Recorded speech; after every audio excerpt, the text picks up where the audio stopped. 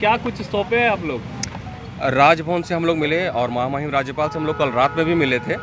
कल रात में भी मिले हम लोग और एक पॉजिटिव आश्वासन मिला। राजभवन कल रात में चूँकि राज्यपाल महोदय धनबाद से लेट से आए, फिर भी उन्होंने जो है व्यस्तता में आधे घंटे का समय दिया और बहुत सीरियसली चीज़ों को सुना। हम लोगों ने सारी चीज़ें बताई। तो राज्यपाल महोदय ने कहा कि आज आप आइए, और माननीय मुख्यमंत्री भी साथ आज आए हुए थे। हमसे भी पहले बात कर लेते हैं और उसके बाद फिर आप भी पूरे तथ्यों को अच्छे से जानकारी इकट्ठा करके सारा कुछ पॉइंट वाइज बना के, और आप लोग जो है पेन ड्राइव में जितने भी साक्ष्य हैं आप सारे चीज़ों लेके आइए। तो आज मुझे लगता है कि प्रधान सचिव महोदय भी बैठे हुए थे और एडीसी थे, राज्यपाल महोदय थे और हम लोग थे। हम लोगों ने एक चीज़ों को काफ़ी अच्छे से ब्रीफ किया, सारी चीज़ों को। और ये देख सकते हैं, ये रिसीविंग में मिला है हम लोग को राज्यपाल महोदय की तरफ से।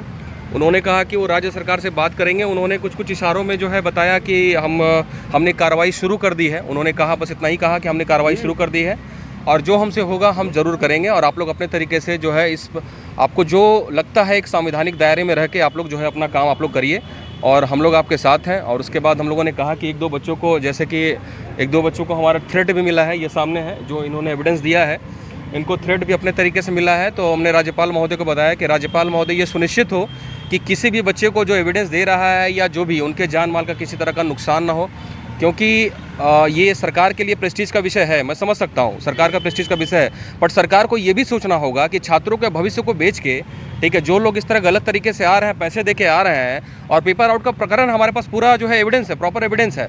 और आप जो है अगर ऐसे लोग व्यवस्था में आ रहे हैं तो अगले ऐसे लोग अगर आते हैं व्यवस्था में तो 35 साल तक, अगले 35 साल तक जब तो वो नौकरी करेंगे, वो एक कोण है समाज के लिए, वो सिस्टम को खोखला करेंगे। तो ऐसे लोगों को बाहर करना बहुत ज़रूरी है। और आज ये नई थोड़ी है, जिनसे पिछले बार भी आप देख लीजिए 28 तारीख को जो पेपर हुआ था, पूरा पेपर बटा था, और इस बार नेट ऑफ था तो कहीं निकला नहीं। और देखिए अब धीरे धीरे लोग बाहर निकल ही रहे हैं, सब लोग आ रहे हैं धीरे धीरे। तो राज्यपाल महोदय पूरी तरह से आश्वस्त है। उन्होंने कहा, किसी से फ़ोन पे कहा, अब किससे बात किया नहीं, कि देख लीजिए बच्चों की सुरक्षा सुनिश्चित हो।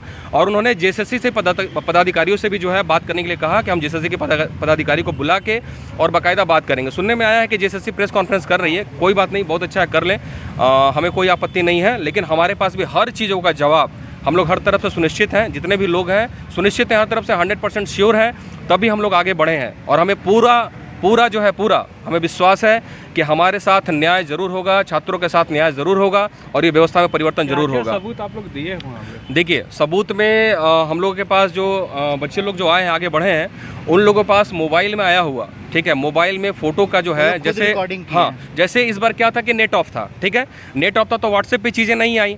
तो जब ये लोग सेंटर पे गए तो बहुत सारे बच्चे जो है, कुछ बच्चे कोई अगला फ़ोन से बता रहा था और ये लोग जो है लिख रहे थे क्वेश्चन आंसर। तो ये लोग भी कौतूहलवश गए, देखिए क्या है भाई, तो इन्होंने भी लिखा और बाकायदा पेपर में लिखा। वो पेपर भी हम लोग के पास है, उसका फोटो भी खींचा हुआ, उसका टाइमिंग प्रॉपर्टी सारा कुछ जो होता है वो टेम्पर्ड नहीं है। मुझे पता है कुछ लोग बोलेंगे कि टेम्पर्ड है, लेकिन हम लोगों ने भी अपने तरीके से उसको पूरा क्रॉस वेरीफाई किया है, क्योंकि इसी में हमें एक दिन लग गए, ठीक है। बहुत सारे लोग बोल रहे हैं कि आपको एक दिन बाद क्यों निकले, हम लोग अपने तरह से पूरा क्रॉस वेरीफाई कर ली कि भाई कहीं ये टेम्पर्ड तो नहीं है, ताकि हम झूठे ना साबित हो जाए। इसलिए हम लोगों ने पूरी तरह से जो देखा तो वो सुबह 6:13 का फोटो खींचा हुआ है, 7 बजे का फोटो खींचा हुआ है और सुबह 4 बजे का भी फोटो खींचा हुआ है। और एक ही जगह प्रकरण नहीं है ये। और जो देखिए हमारे एक आरोप लगाया है हिंदू स्कूल हजारीबाग में, रूम नंबर 4 में एक महिला ने बताया कि एक पुलिस ऑफिसर, रूम नंबर 4, ध्यान से सुनिएगा, एक पुलिस ऑफिसर आके आधे घंटे तक पूरा आंसर जो है टिक कराया गया है। आपका बेड़ों में आप लोग मीडिया के माध्यम से कल देखोगे, एक लड़की ने बताया कि बेड़ों में पेपर 3 की जगह पेपर 2 पहले बांट दिया गया,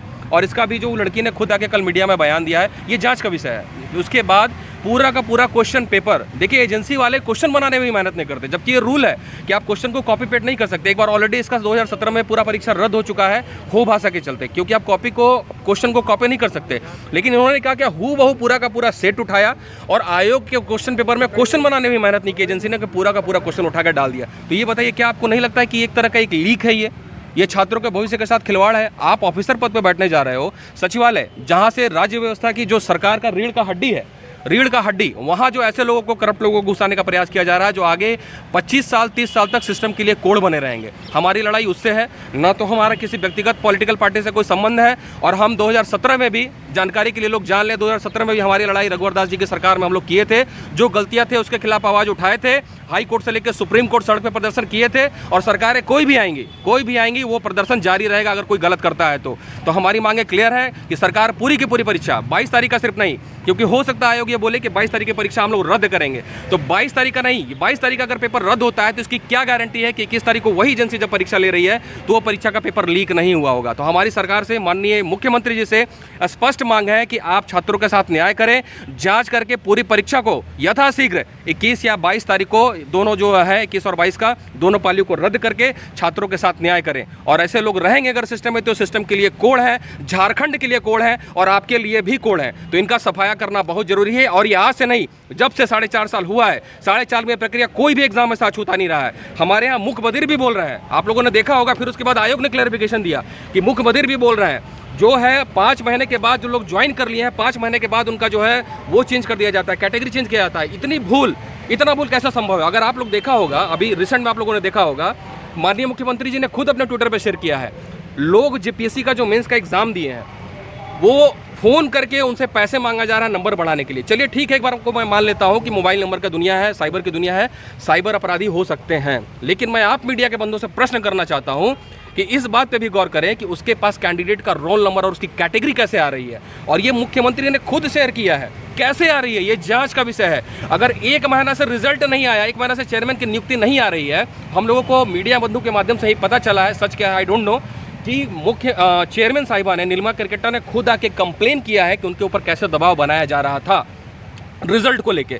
अब ये जांच का विषय है, ठीक है। और सबसे बड़ा चीज, नगर पालिका का रिजल्ट पिछले 10 महीना से क्यों पेंडिंग है भैया?